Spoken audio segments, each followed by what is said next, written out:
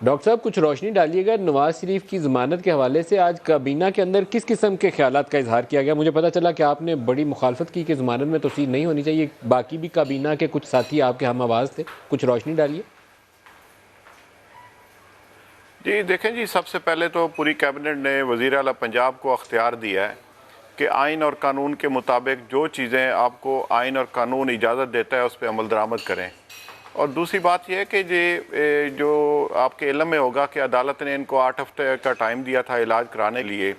जब 8 हफ्तों में से 2 दिन बाकी रह गए थे तो इन्होंने दोबारा हाई कोर्ट से रजू किया और हाई कोर्ट ने फिर इनको 16 हफ्ते का मज़ीद टाइम दिया और पंजाब गवर्नमेंट को ये एडवाइस किया कि ये आप इसको दोबारा रिव्यू कर सकते हैं अपनी जो इनकी एक्सटेंशन है बेल की।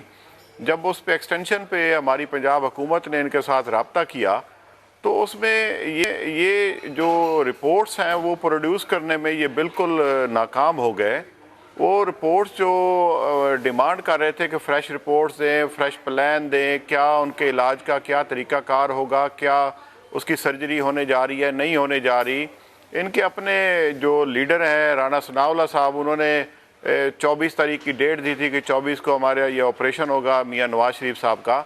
फिर बाद में इनकी अपनी हुकूमत ने, बल्कि डॉक्टर अदनान ने कहा कि हमारा तो अभी तक कोई प्लान नहीं है। तो इनकी अपने जो बयानात हैं उनके तजादात की वजह से ये पंजाब हुकूमत ने इनसे अपनी रिपोर्ट्स इनसे डिमांड की। जो बोर्ड कॉन्स्टिट्यूट किया गया था वो रिपोर्ट्स इन्होंने बिल्कुल नहीं दी जो इन्होंने मांगी है। जब रिपोर्ट्स नहीं दी, इनके अपने बयानात में तजाद है। और एक चीज़ मैं और यहाँ पर जो कैबिनेट में डिस्कस हुआ कि यहाँ पर जो रिपोर्ट्स थी हमारे पाकिस्तानी इदारों की या पंजाब हुकूमत की, अगर वही रिपोर्ट्स आपको यूके में भी वही हैं तो उन रिपोर्ट्स को दोबारा शो करने में क्या अमर माने था जिसकी वजह से ये सारे शकूक व शुबहात पैदा हुए।